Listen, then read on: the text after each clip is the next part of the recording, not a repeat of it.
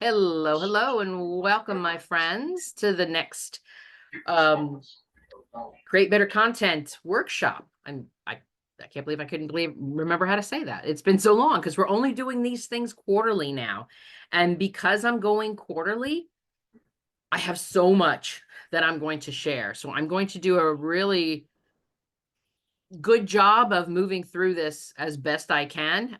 So for those of you who are here live, if you want to submit a question for me, go into the chat box below, and I will see your questions pop up, and we can move through this. And as I was saying to Marina before we got started, and I hit that record button, a lot of this information that I'm going to talk about today is things that you probably already know. And it's already this like, oh my gosh, I know that. And so it could just be end up being a whole workshop full of reminders for you, but they're good reminders because there's nothing more that anybody else wants is to be consistent with your content. Because if you're not being consistent, you are not being able to share your marketing message. So what we're going to be doing today is we're going to be talking about tips to be consistent. I want to get into something called bottlenecks. And bottlenecks, I think, are really important too, because that is one of those things that happen when we're kind of stuck and we don't know why we're stuck and we don't know what's going on.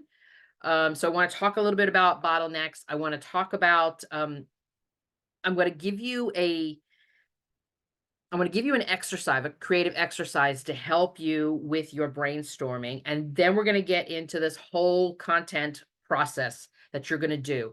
How to develop your content workflow process, how to develop it in a way that you're going to actually use it every single week, because that is the most important part. And then, of course, as always, I will share your next steps.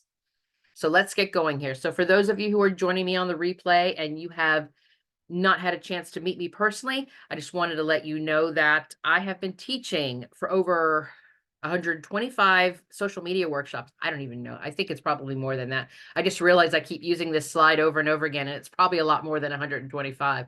But I've been doing this since 2010. That I know for sure at the National Entrepreneur Center. So I've worked with hundreds of small business owners. I currently have two businesses of my own. I'm a content marketing consultant, which I've been doing for about 22 years. And I've got the Create Your Business program, which is my subscription membership program to help you with your content marketing. So if you want some more of this type of content that we're going to be doing today, I would love to see you check out my YouTube channel. It's called Create Your Business. All of my workshop replays are listed there. You will just scroll through it, and at the very, very top, and you're going to see a playlist there. And under the playlist, you're going to see all of the workshops. So for those of you who are watching the replay and you're watching this one, feel free to go into the playlist and see other workshops that I've done, and not just from this year, but all of last year. I did a ton of them last year.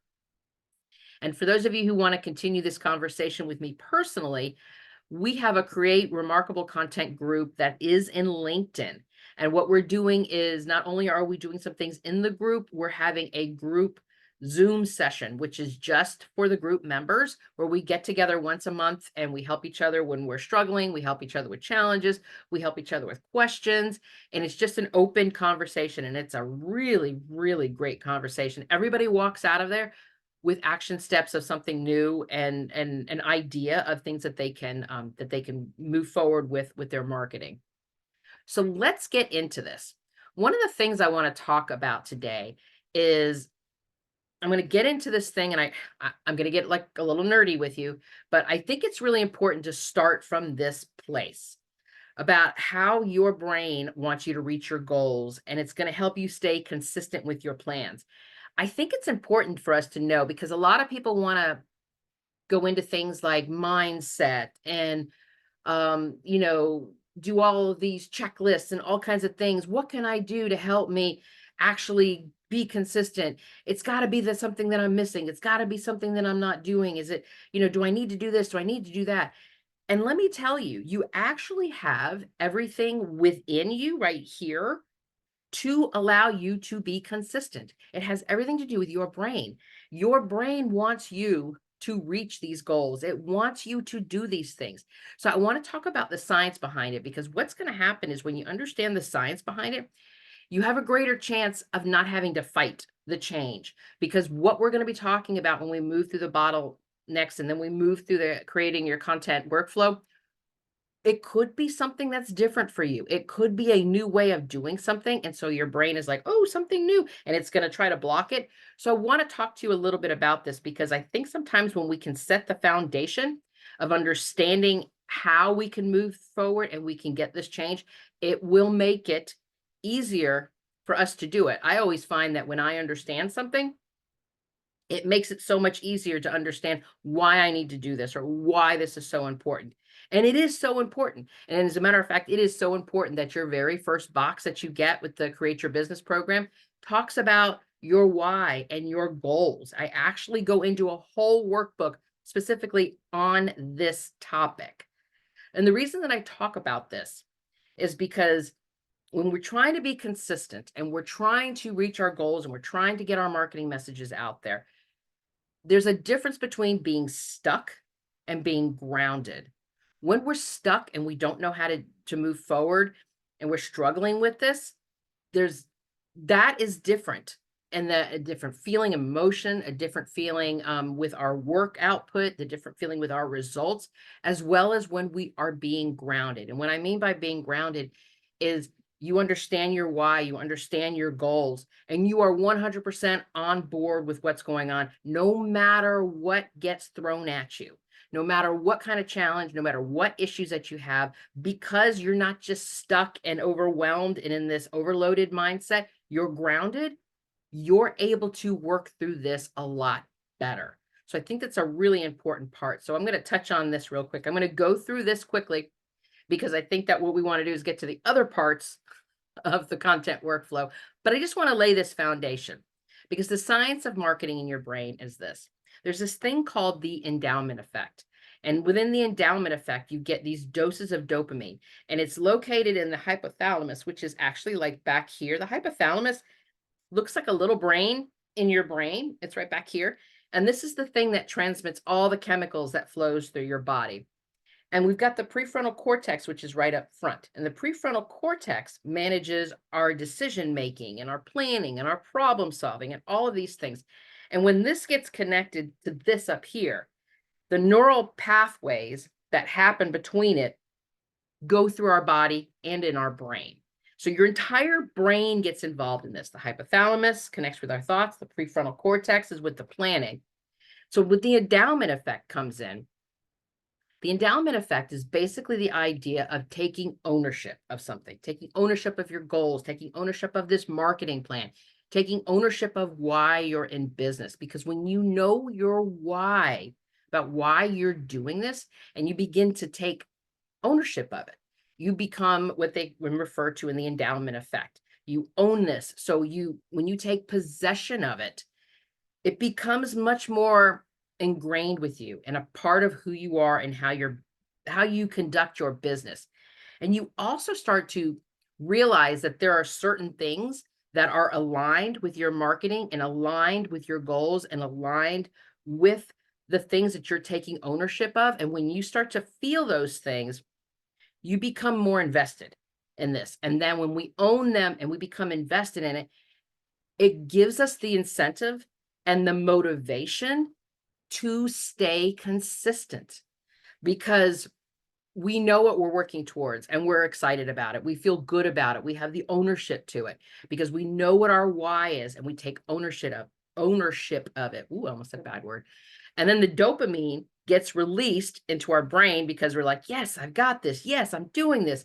And then it goes through your body and your brain gets stimulated by it and your body gets excited about it. And so when we think about it from that perspective, that's when we realize that your brain really wants you to reach your goals because it loves having that dopamine. It loves getting that hit of that chemical and all the achievements. So the more you can take ownership of this, the more that you see the alignment of your marketing plan to your business, to who you are, your mission, value statement, and all of those things, the better it's going to be for you to keep pushing forward and to remain consistent.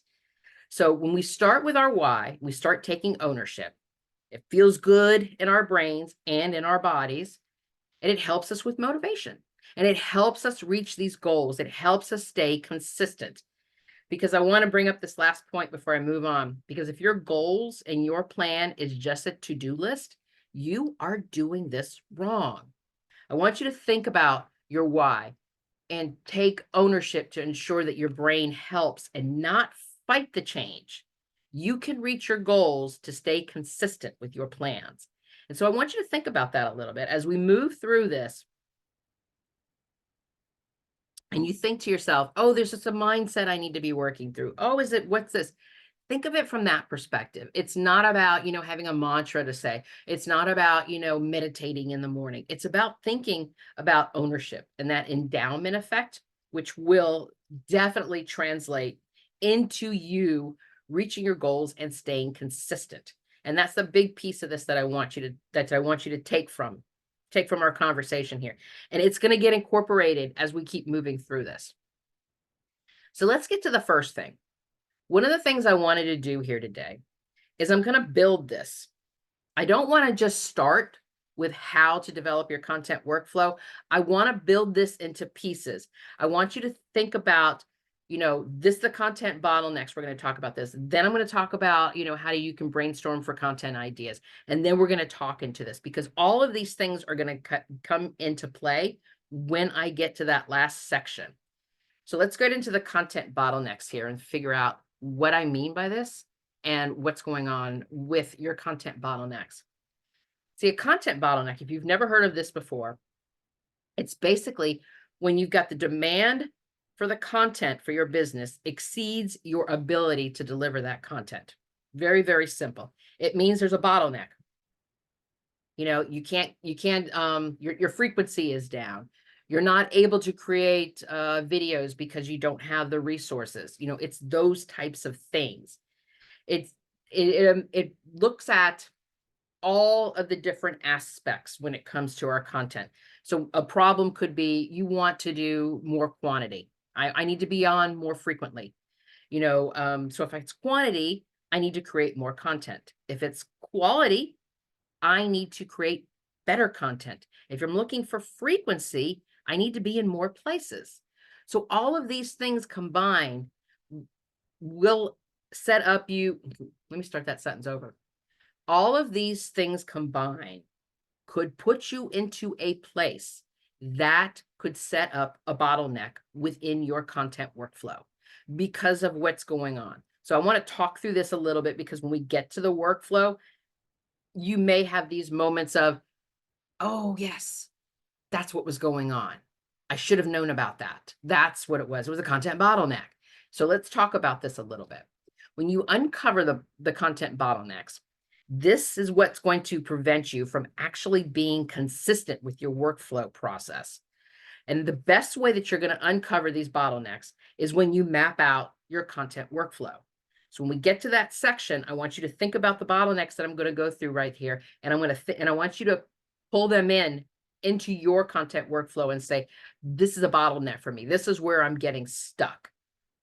So when you map out your content workflow, you can see that you're missing resources, or maybe there's a tool that you need, a program that you need, or maybe you just need to outsource it to a contractor.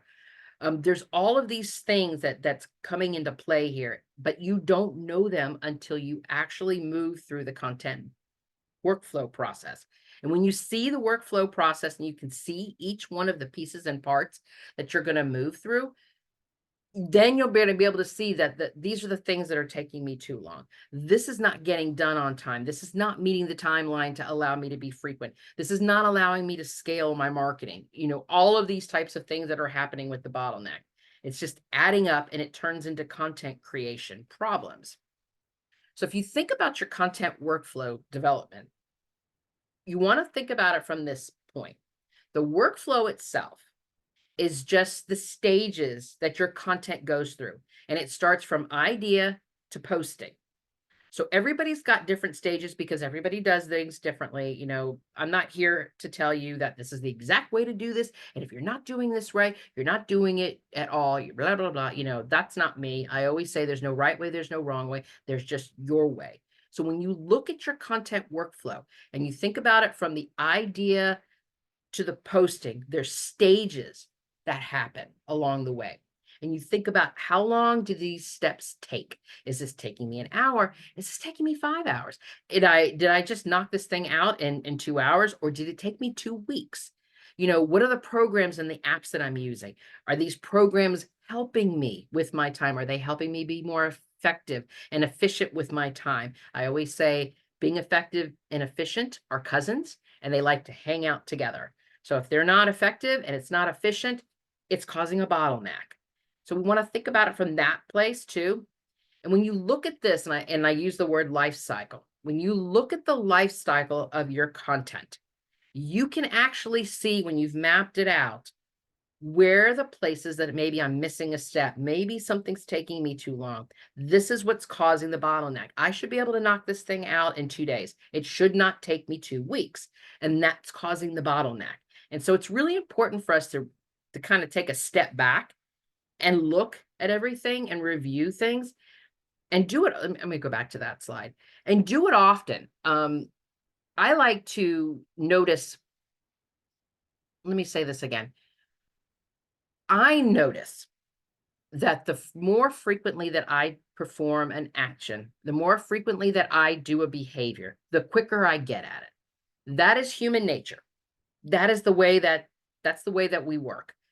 So if I keep doing this process over and over and over again, and it's been a few weeks and it's not getting any faster, and I'm not finding the tools that are working for me. I am not finding an app that can help me out. I am not, able to knock this thing out, and it's still, or maybe even it's taking me even longer. Then that's the time that you're going to review what's going on with your whole content system. And if you're finding yourself in that place where, no matter what you're doing, it's not reducing the time, it's not becoming more effective and efficient with your steps, then I want you to really start to review this actual life cycle of the content. Go piece by piece by piece and monitor it, as in, okay, so if I do step 1, how long does that take me? If I do step 2, how long does that take me? Do step 3, how long does that take me? And when we add up those times and we look at the pieces that are taking too long, those are the ones that are causing the bottleneck. And that's that moment when we say, okay, this program's not working. I need to find another program. Or maybe this is the part where I need to find a contractor because this is not my skill set. This is not something that I know how to do, and that's why it's taking longer. So maybe it would be worth my time to get a contractor involved and to bring a contractor in, because that person could knock this thing out in a half hour and it's taking me 2 weeks. So we want to look at things like that. Another thing that we're going to find with our content bottlenecks is our content, the content of our content, the actual content itself could be creating a bottleneck. And one of the best things that we could do to check this is to check your analytics.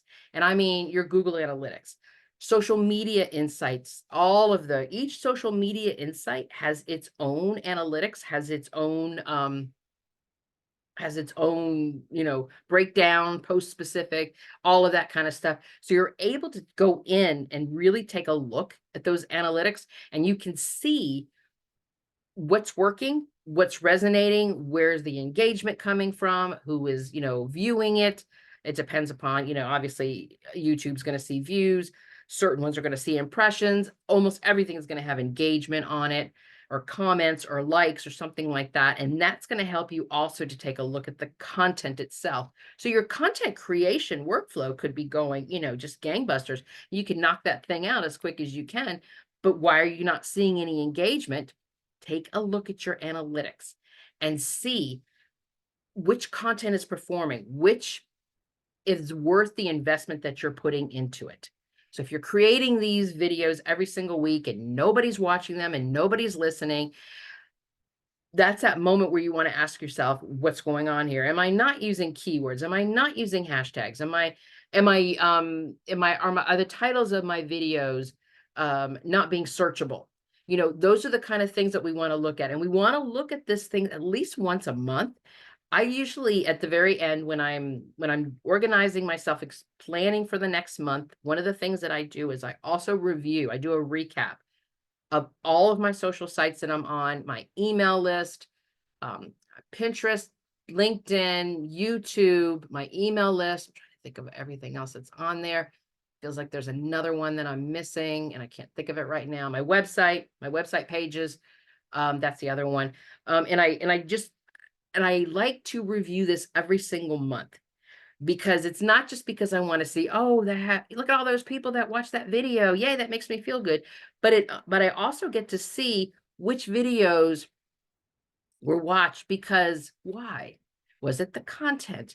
Was it because of that? And so I get a chance to actually look at this, as opposed to getting to the end of the year and wondering, why didn't anything work? Why didn't my launch work? Why didn't anybody, show up, or whatever it was?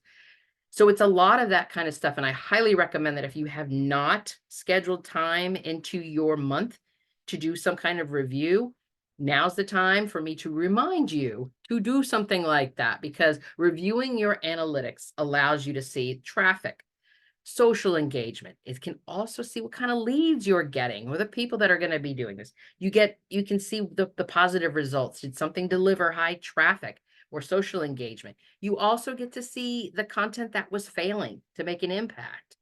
So all of this information is huge help, because it's going to allow you to think about your content, the content of your content itself, when it's actually out there and published. That last piece of the workflow, when it's published, I can't say we don't have anything to do with it, but technically when it's posted, it's out there and it's up to the algorithm to share it. It's up for our, community to scroll through it and to participate. We can't force somebody.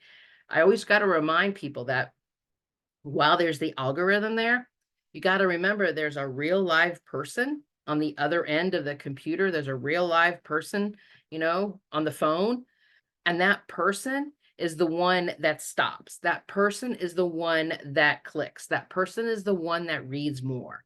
So when we're thinking about our content from this perspective, what is it we're missing? What is it that's not happening? And so that's one of the things that content bottlenecks can show us. So it's not just the workflow, but it is the content of our content. And if you think about it from that perspective, it can actually, if you can do this every single month, you could reduce the bottlenecks, because if you know what's working with your community and you know what's not, it can help you make the right decisions when it comes to planning out your content calendar about what you're going to do next month. And it also gives you evidence. And I said here, you could push back against FOMO. So if somebody says, oh, you got to be here, you got to be here, you got to be on this site, you got to be doing this, you got to be doing this. And you're like, well, no, this is working for me. Right now, I'm not going to add one more thing. I'm not ready to scale up, but I know it's working for me. So all these people saying this is so amazing, this is wonderful, and you've already got your plan in place and you know what's working, it kind of helps you push back a little bit and thinking that you don't have to do it. You maybe want to add to it once you secure it in your content workflow and how everything's going, but you don't have to do it this very moment if things are working the way that they should be. So that's your content workflow. Excuse me, your content bottlenecks. And now I want to talk to you about another layer. So the next layer that we're going to go through is a brainstorming technique, because one of the things that I hear all the time is, I don't know, I can't come up with any ideas. I think about it and then it's just, I don't know. So I just do the same thing. I just cut and paste and cut and paste and copy and copy and copy and put the same thing over again and again and again, and it's just not working. And so I want to give you a really, really quick and easy creative exercise that you can do to help you with your brainstorming. And this is something that's not going to cost you any money. It's only going to cost you some time and the awareness to do this and to make this happen. So I want you to think about this in the sense of being creative. And whenever I say creative energy and talking about being creative, it's not that I'm asking you to paint or write a novel. Your creative energy is just about you taking action. You doing something instead of sitting there staring at a blank page on your Google Doc.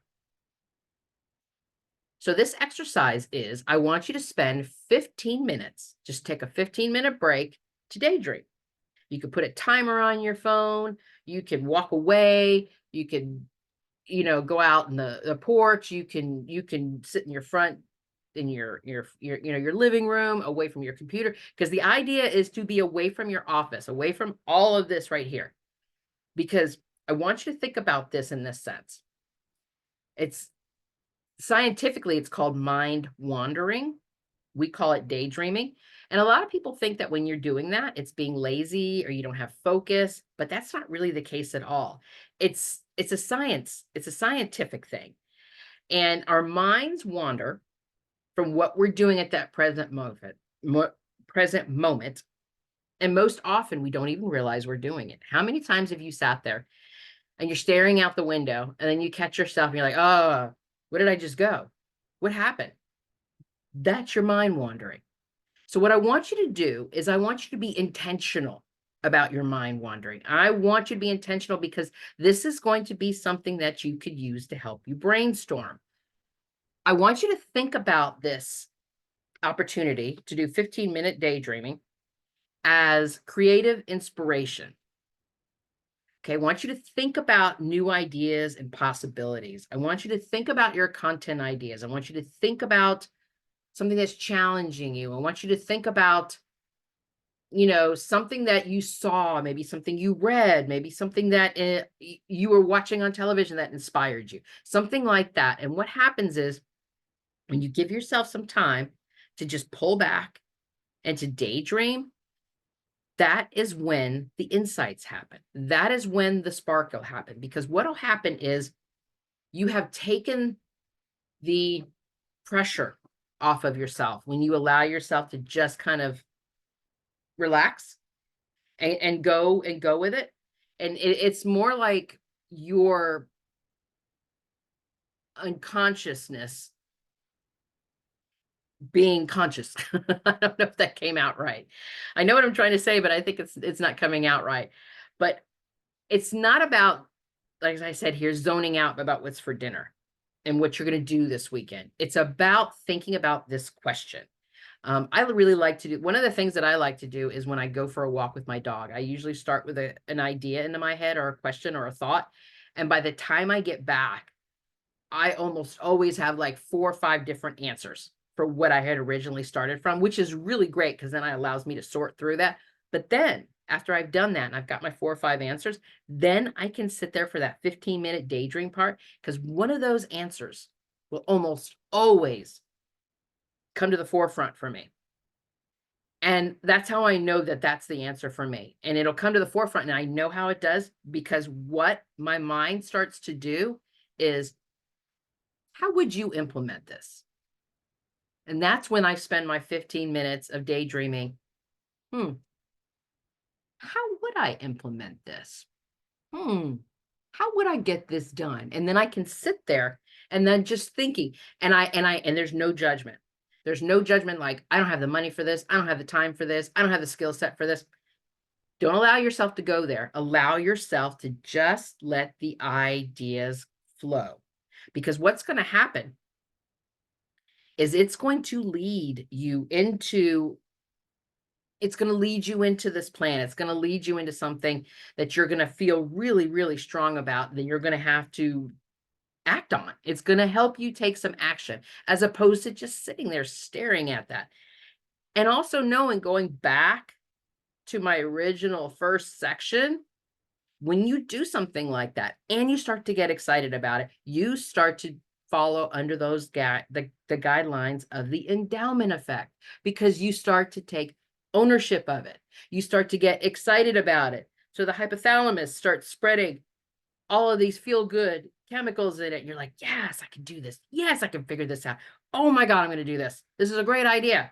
And you go and you write it down or you type it out or however you do it. But this is a process.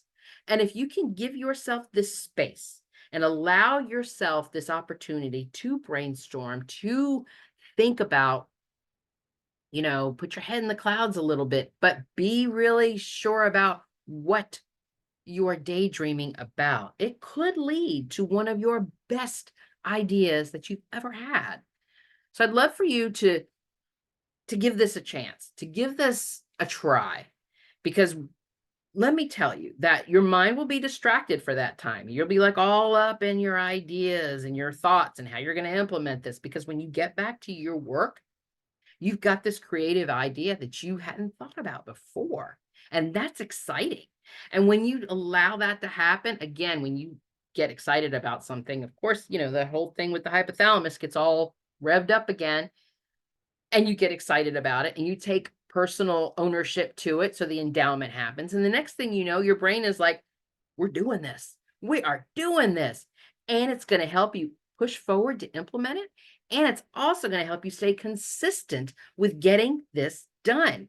So it's really all these pieces and parts together come together. And it's just an amazing, amazing session that you can have. But if you need some help with this, and you really do need some help with this, and you really need to work through this, and you've got some questions about how this works, you've got some question about content ideas, you've got some question about your content bottlenecks, or even the content workflow that we're going to get into next, I do have some space open for me. I've got 5 spaces that are coming up through the month of May. So if you want one of these spaces, go to bit.ly, create biz strategy, all one word, and you can get one of these special, I've lowered the rate on this. And so anybody who wants to one of these 60-minute Zoom sessions, go to this link and you will be able to sign up for one of these sessions. All right, let's get into the workflow. Yay, what you all came here for. This is this process that we're going to do. This is how this works. So if we think about it from this perspective, let's put all of these pieces and parts together that I just came up with that I just shared with you. Sorry, that didn't come out right. So we think about this, we know what our why is. We're feeling really good about our business and our marketing plan. And then we move into this idea of taking a look at our content workflow and seeing the bottlenecks and seeing the things that aren't working. Why is this taking too long? Why am I not getting any engagement? Knowing where the problems are, knowing where the issues are and the challenges are that are happening with our content.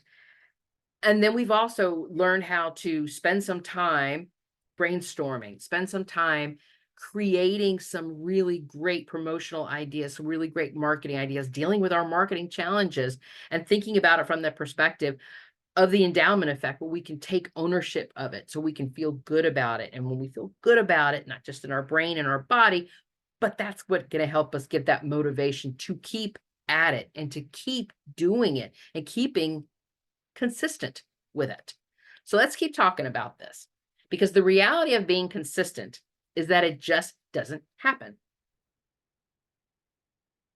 It doesn't happen. You can't just wake up one morning and go, I'm going to be consistent. Boom. Doesn't happen. It's made.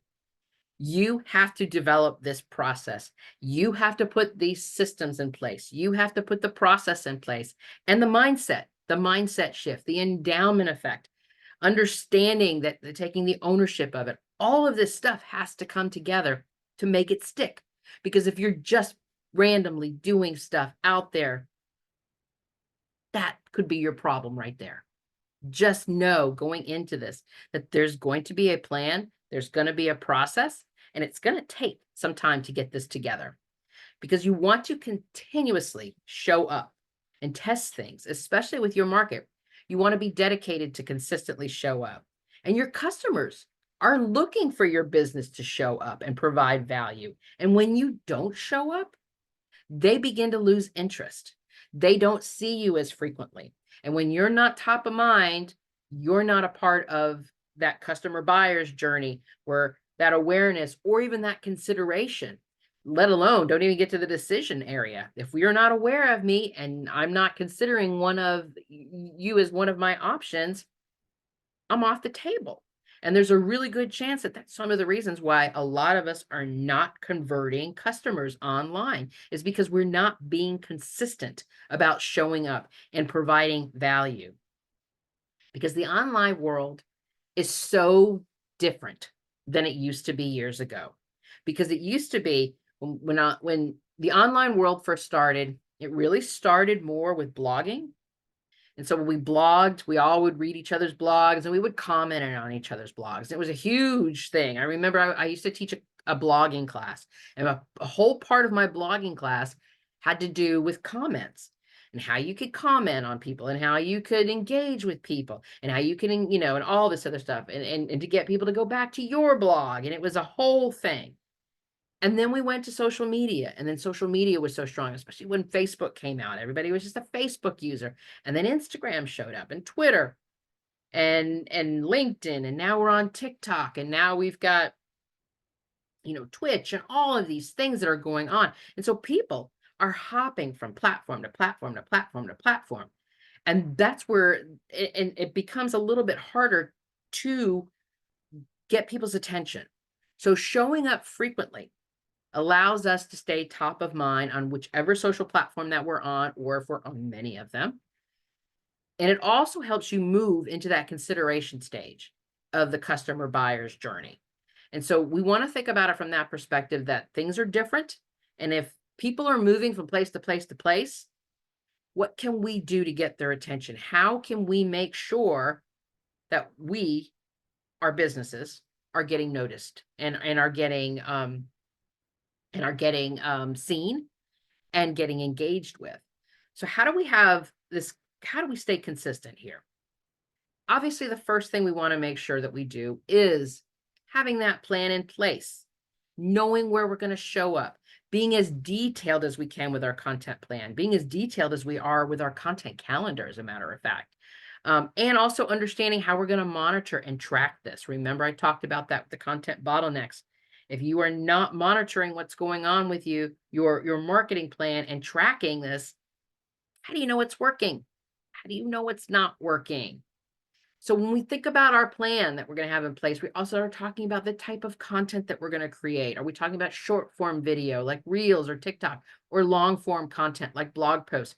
Email marketing is another thing that's also a part of it. I don't want us to go 100% social media, because marketing includes email marketing. It actually includes our sales pages. It includes any of our landing pages. Any way that we are communicating with customers, even when we're at a trade show, that's part of our marketing too. So we have to have this plan in place. If we think about all of the times that we are having touch points, when we're actually connecting and touching with a customer or potential customer.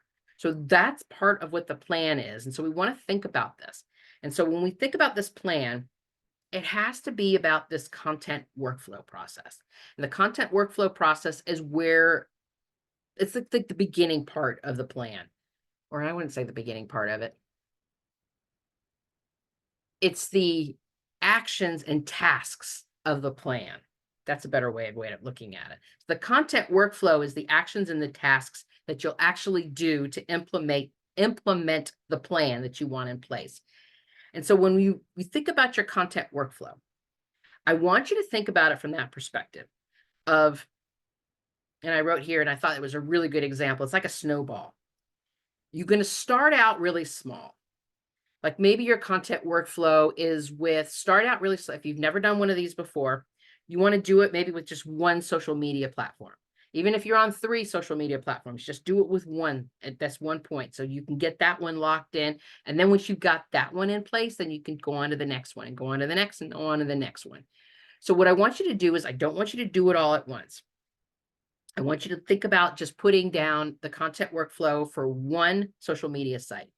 So let's have an example of the social media site we want to use. And let's say the social media site is Instagram.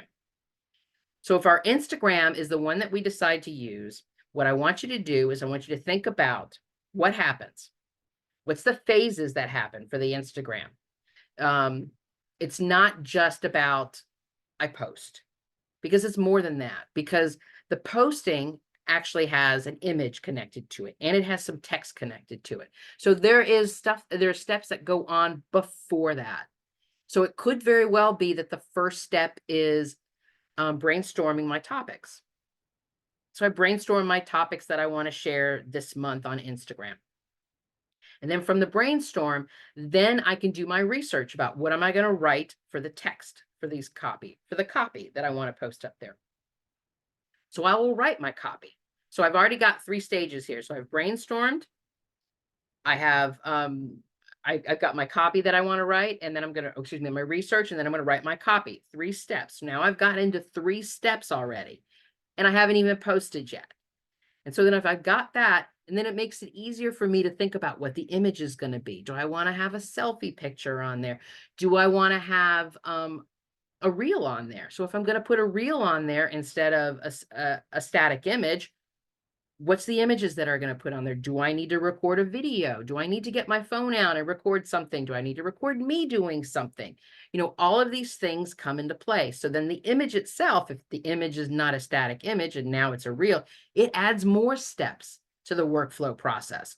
And now I turn into what is brainstorming about what's going to be on the image, what's going to be in the reel, and how am I going to put all of this together? And so all of these pieces and parts come together. And then I think about, when am I posting it? What day am I posting it? And of course, if you've got a content calendar, you can look on your content calendar, says, okay, this goes up every single Wednesday.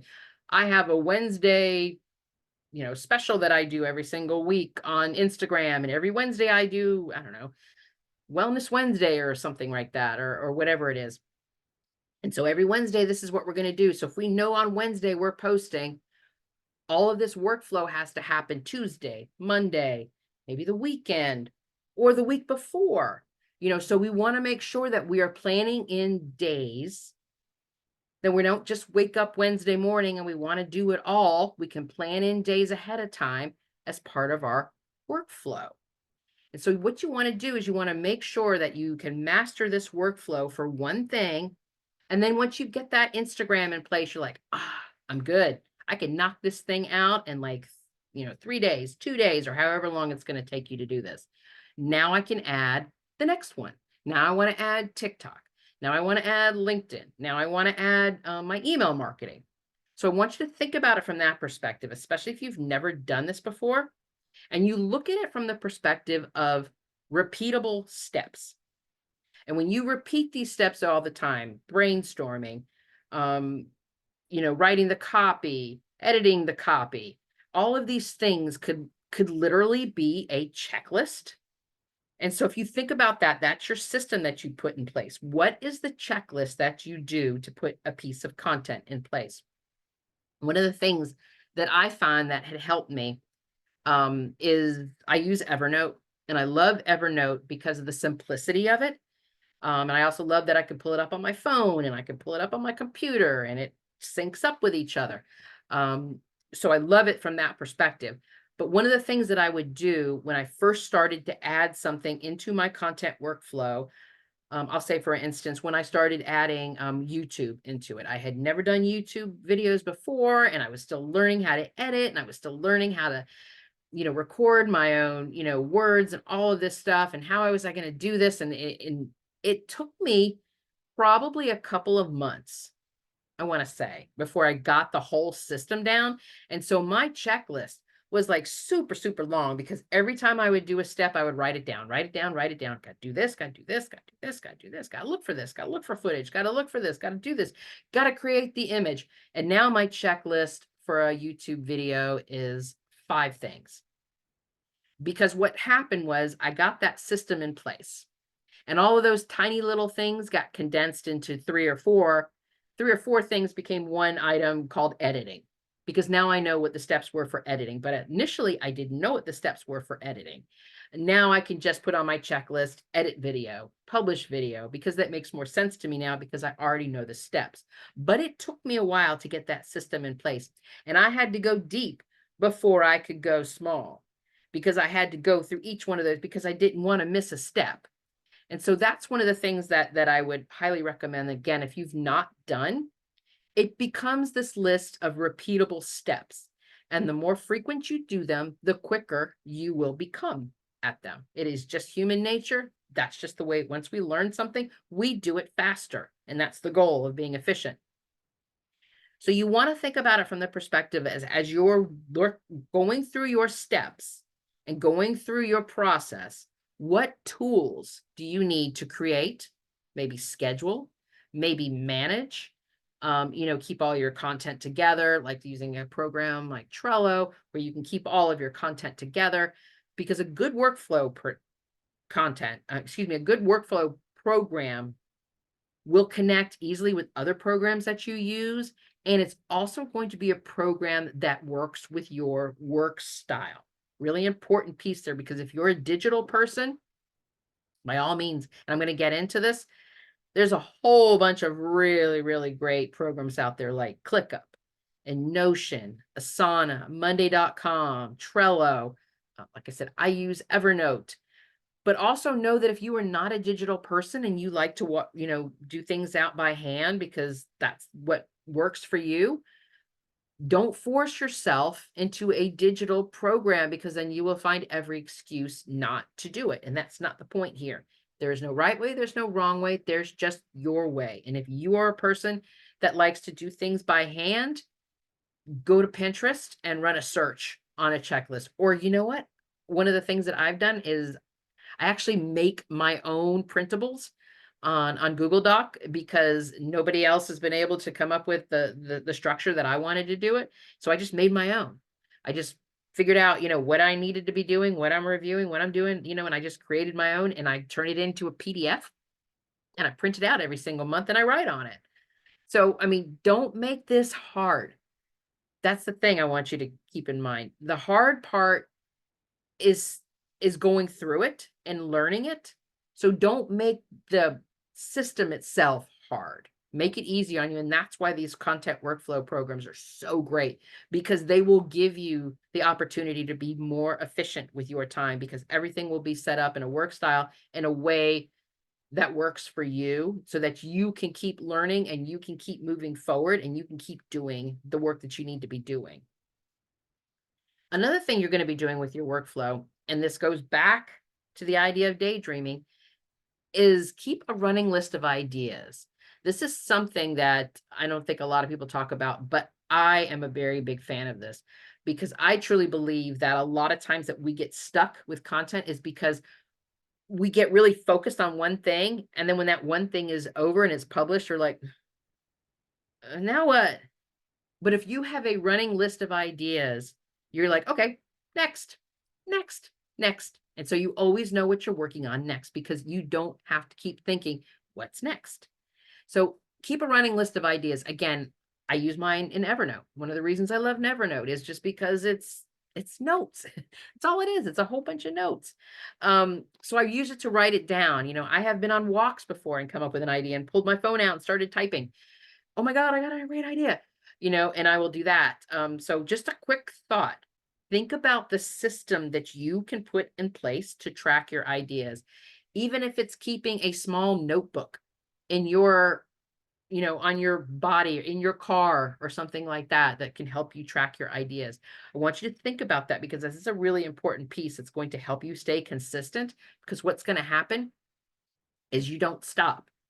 Because if you don't stop, like I said, you got really, focused on this one thing and it got launched or it got published, and you're like, now what am I working on? But you have your list of ideas. You're like, that one's next. And you don't stop, and it allows you to keep being consistent. And if you don't know where to start with keeping a list of running ideas, just, from your head, you can ask clients. You can ask your community, is there anything that you guys want me to be sharing? Is there anything you want me to be talking about some more? Run a survey, ask some questions in your social site, do a poll in a social site. You can always, do something like that. Think about the frequently asked questions, those FAQs that you hear all the time. That is wonderful stuff that you can turn into content. That is amazing information. So those are the things that you could be putting in your idea file. All right, so let's get into this. For those of you who went to the who signed up and got these free download, we're going to go through this piece of it right here. So what we're going to do is we're looking at our content workflow. We're still developing our content workflow, but I also want to talk about all these other pieces and parts, because it is a really important piece to your content and what you're going to be creating. So we think about this first piece of this right here. we're talking about defining your target customer. I'm not going to go into all of this because we've talked about this like 1,000 times before, and I'm sure you've heard this all before. But one of the big pieces that I do want to bring up about your target customer is understanding more than just their demographics, understanding more about their age, their income. Are they parents? Are they grandparents? Understanding more than that. I want you to think about the psychographics and their pain points.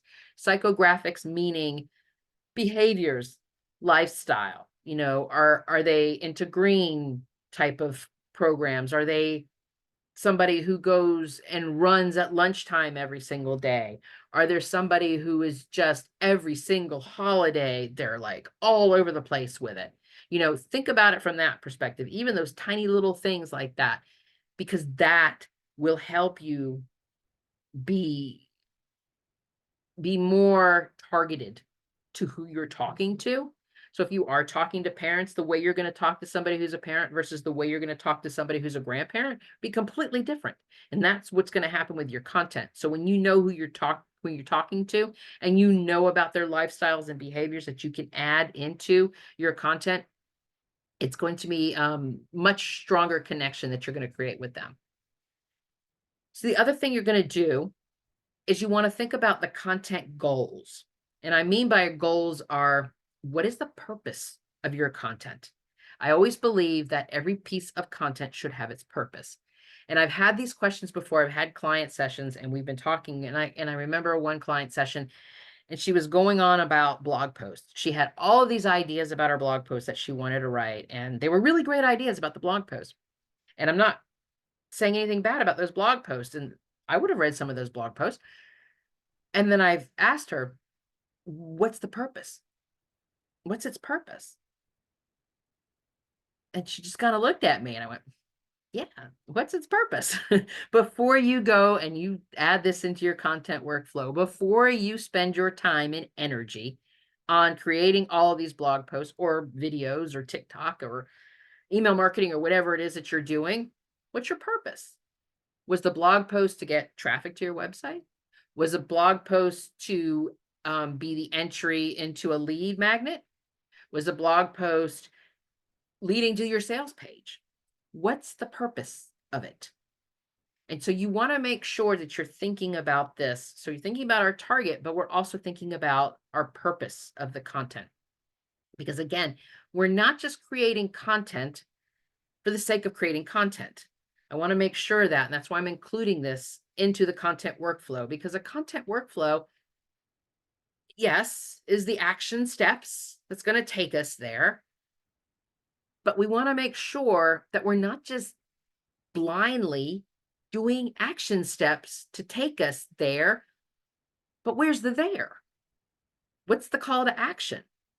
What's the end goal of this? Is the end goal to create, more traffic? Is the end goal to grow my email list? Is the end goal to have more people download this lead magnet so I can grow my email list so I can sell this program? What is it? So it's really important to think about it from that perspective. The other thing I want to add into this whole mix of everything that's going on is SEO, content research.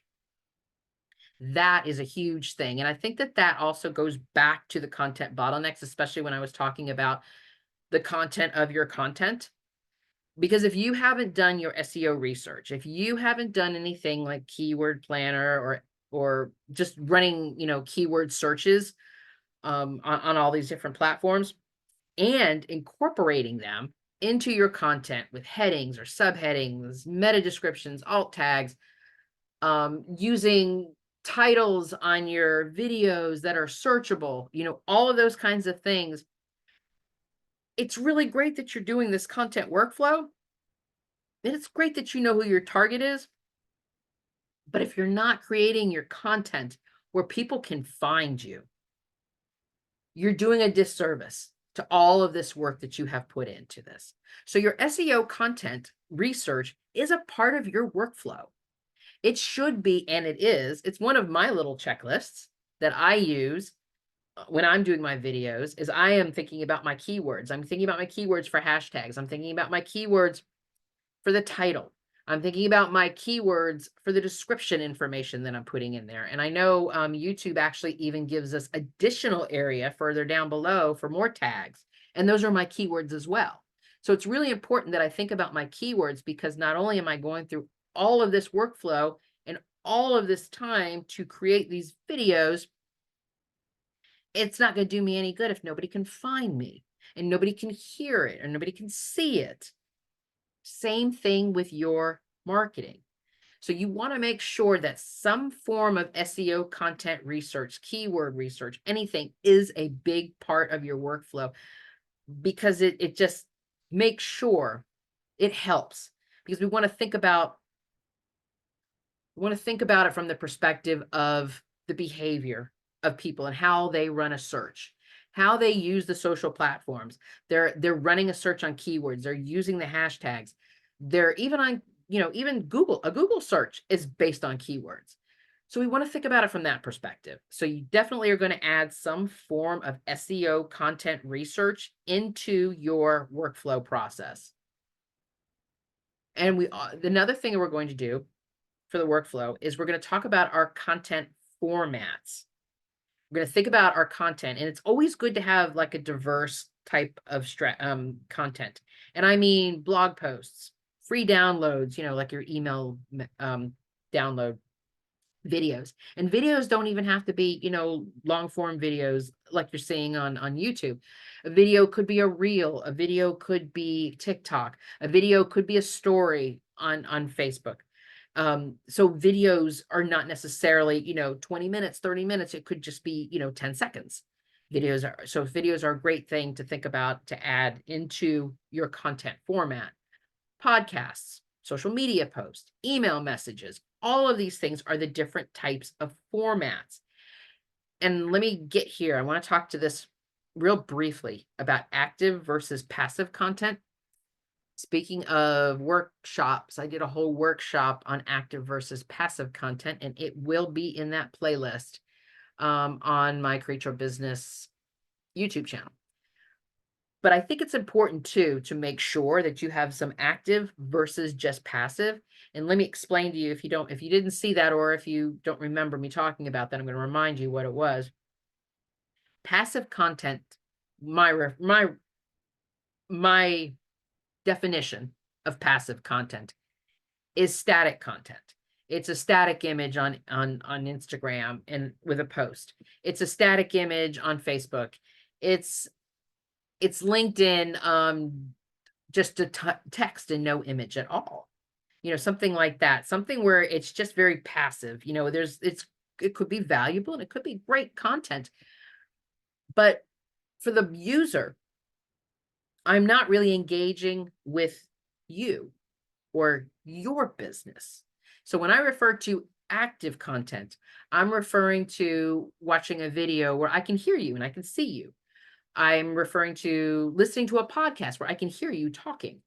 I'm referring to watching a series of reels where I can see you doing something, making something, selling me something, or whatever it is you're doing in your reels. I'm actively engaging with you.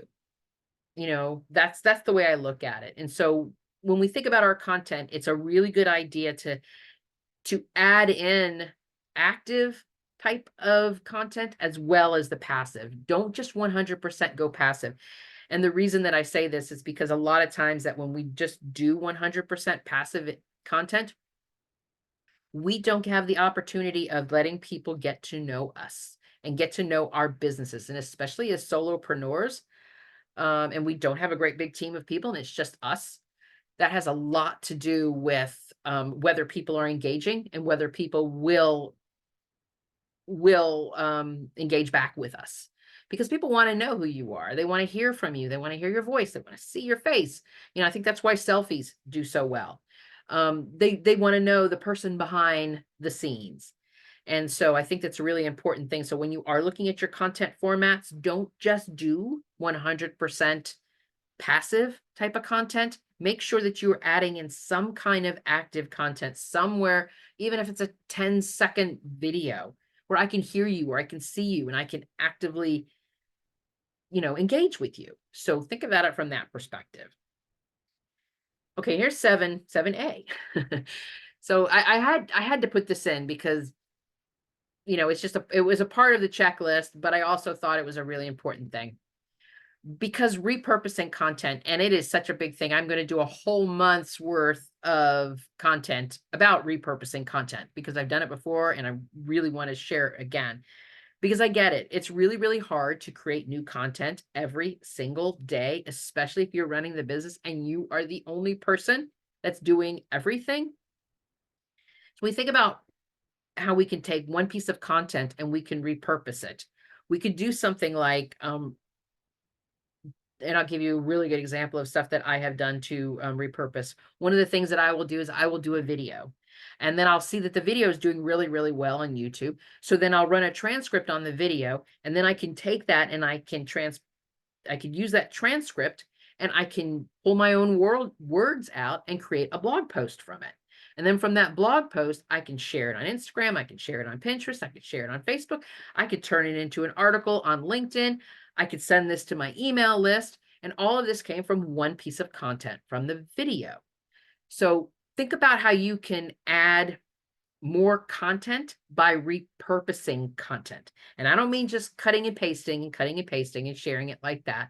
Repurposing is not just new content, but you also want to look at it as like evergreen content. And I mean by evergreen content in the sense that it's generally going to be really valuable tips, whether it's being shared in January, whether it's being shared in January of next year. It's still valuable information that people want to know.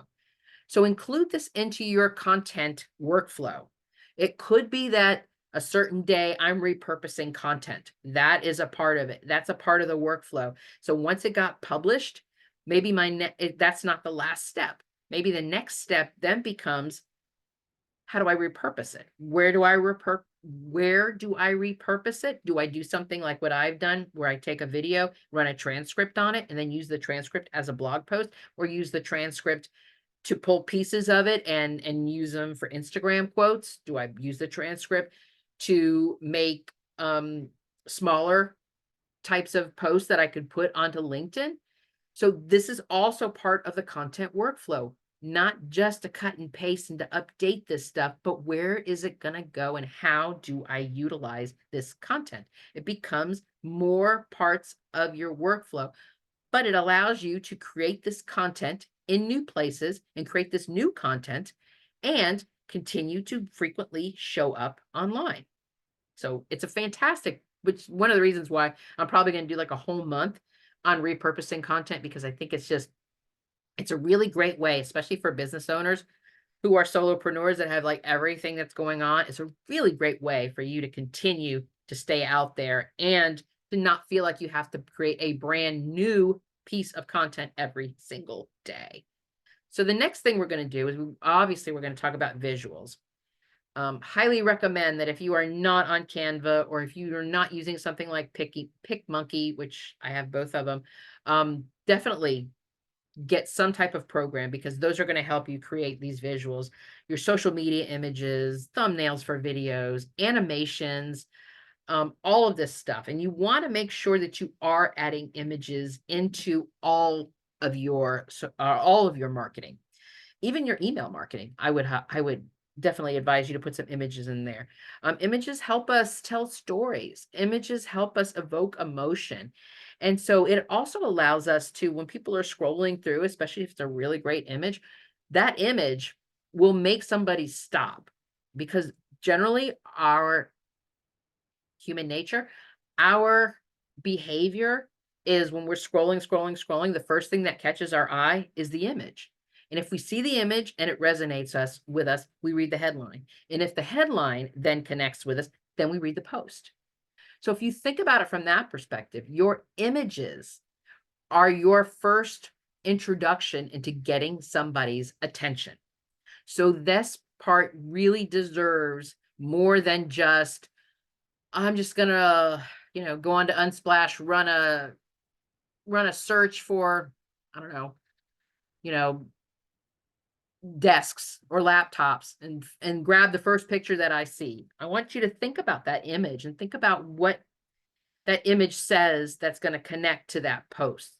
And is it helping to tell the story? Is it helping to share your message even more so? Because remember what I just said, when we're scrolling through, the first thing that we see is the image. And if the image resonates with us, then we read the headline. If the headline clicks with us, then we read the rest of the post. So that image is super important, and it should be a huge piece in your workflow process. And then the last piece of this is definitely when we want to create this high quality content. And I mean its purpose, just like I had shared with you before about the blogger. What's its purpose? Always go back to it. Is it valuable? Is it informative? Is it entertaining, inspiring, educational? What's its purpose? Is it leading to a sales page? Is it growing my email list? What is its purpose? So of course, we're going to make sure that we use some storytelling and we've got some data, we've got customer testimonials, we do our own research, all of this stuff to create some unique content, and always making sure we've got a call to action that goes back to our website or our sales pages, either one. But I want you to think about this content from the perspective of being a huge piece of that workflow, because that workflow process that you're going to go down, that stage from going from idea to publishing, and maybe even publishing is not that last part of that workflow. Maybe it comes into repurposing too. What's that content? How can I create high quality content that I can also repurpose? That's another piece of this. So you've got this whole workflow of these stages and steps. And again, I'm not going to sit here and tell you this is your first stage, this is your second stage, this is your third stage, because everybody has their own process.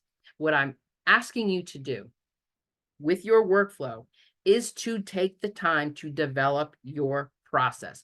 If it means taking out a piece of paper and just writing down each step, and then the first time you go through it, writing down each step and how long it took, then that's what you need to do. If you want to do it digitally, go into one of those programs like ClickUp or Trello or Evernote or whatever it is that you want to use.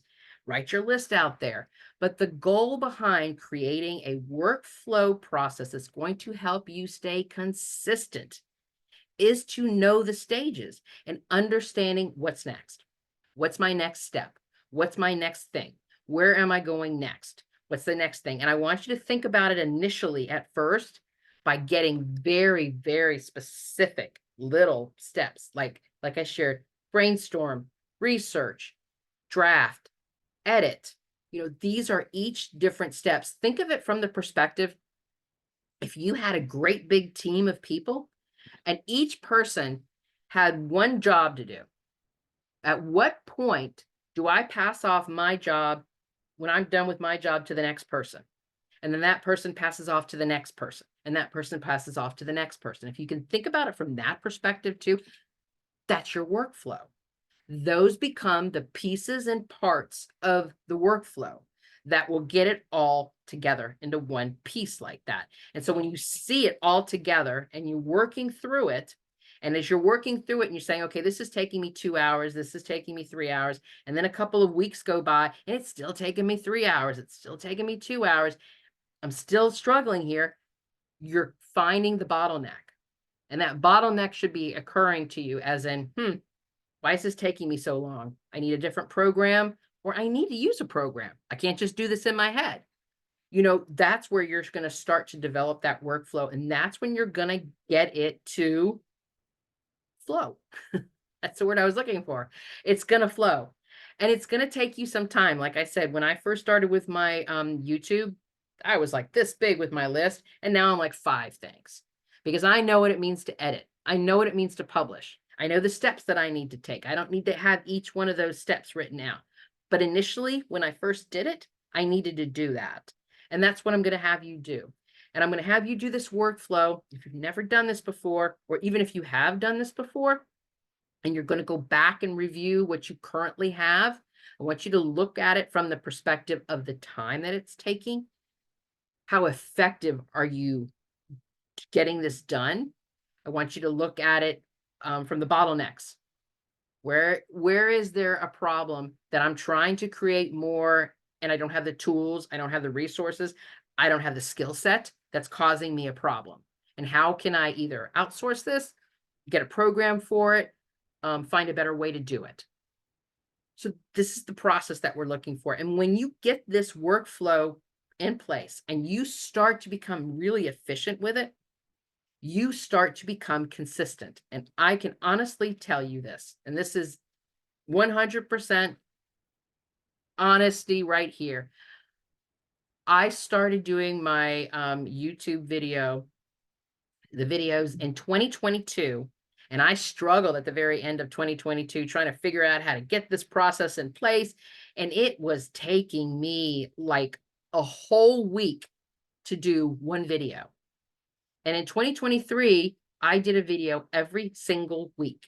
And every single week I did it, I got quicker and quicker at it. And now in 2024, not only have I been consistent and I have gotten videos out every single week the entire year of 2023. In 2024, I'm still doing the same thing, but now instead of it taking me a week, it takes me 2 days because of my workflow process. And now that I know that, once I realized that, I knew I could add in another thing. So now I'm adding back in blogging into my workflow process. So now I've developed my content workflow process with blogging, and I wasn't going to be able to put the blogging in there until I got into a place where I became very efficient with my YouTube.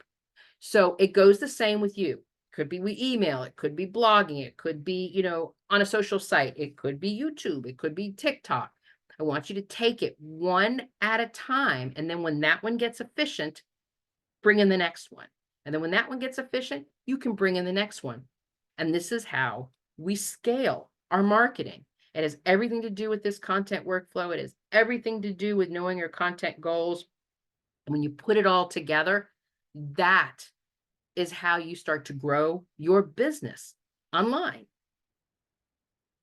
So let me remind you guys again, one more time, that if anybody is interested in working one-on-one with me with your content workflow, I can definitely help you with that, or your content calendar, your content buckets, anything content related, marketing related. I am here for you. I've got 5 spaces open for the month of May. If you want one of them, go to bit.ly/create-biz-strategy.